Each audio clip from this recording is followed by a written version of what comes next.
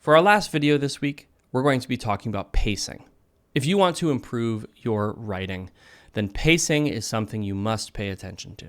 It's an incredibly important part of writing, and a lot of writers never spend the time to actually learn how to pace a story, and their books suffer for it. Welcome back to the channel. My name is Seth. I'm a full-time author. I've written 26 books. I've published most of them, and I make these videos because I remember what it was like to be a new author and a lot of the confusion that I felt. And I don't want you to be in that same position. Pacing is one of these sort of invisible qualities of writing that it's hard to overstate the importance of. At the end of the day, a well-paced novel is going to read smoothly from beginning to end. Even if there are issues with the dialogue, even if there are issues with the plot, even if there are issues with the characters, good pacing can help overcome all of those things. But when you nail all of those other things, when you have fantastic dialogue, tight plots, when your characters are strong, then pacing is like the cherry on top. It's the thing that takes a good book and makes it great. So let's talk about how you can improve your pacing. The first thing is understanding exactly what sort of story you're trying to write and what sort of feeling you're trying to give your reader. When somebody steps into your world and starts to experience the story alongside of the characters, what do you want them to experience? Is it a grand, sprawling, epic adventure? Do you want your reader to experience the feeling of standing on a bluff looking out over a vast vista? Or do you want a tight, confined story? A story that makes you look over your shoulder and wonder what's around that next corner?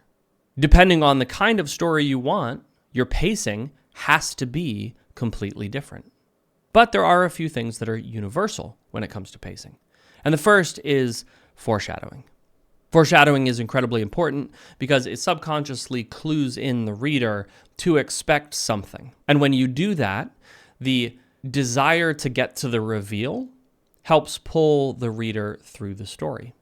Now, foreshadowing can also harm the pacing of your story if it's too heavy-handed. But sprinkled in lightly, it can provide an absolutely delightful feeling for your reader.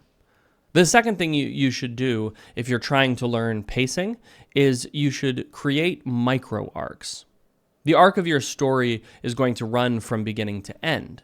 But by creating micro arcs inside of that larger arc, and these can be anywhere from 1 to 5 chapters in length, you're going to be able to increase and decrease the tension in your story at will, which is again going to help with the pacing. There's sort of two major problems that a lot of new authors faced, and I certainly did when I was starting out. Not having enough tension or having too much tension. If our story is nothing but tension, it's likely that it's going to aggravate the reader and they're going to put the book away. Likewise, if there's not enough tension, there's not going to be anything to pull the reader through the story. So by creating these micro arcs, we can build and then decrease tension in a way that naturally pulls the reader through the story without aggravating them. And finally, the last thing that you really want to pay attention to when you're trying to improve your pacing is to cut scenes that don't add anything to the world, the characters, or the conflict.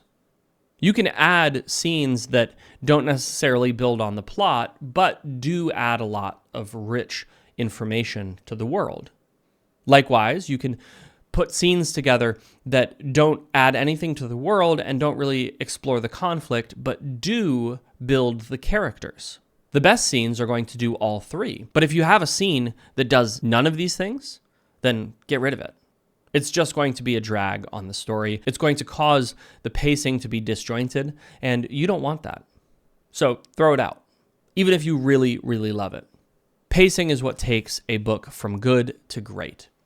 And in your journey as a writer, it's definitely worth spending some time thinking about pacing and trying to master this skill. Again, we want to learn to use foreshadowing. We want to create micro arcs that last a chapter or two in order to better control the tension. And we want to eliminate scenes that don't add to the world, the characters, or the conflict. And as always, we want to keep practicing. If you want to get better at writing, the only way is writing. So make sure that you're putting pen to paper or fingers to keyboard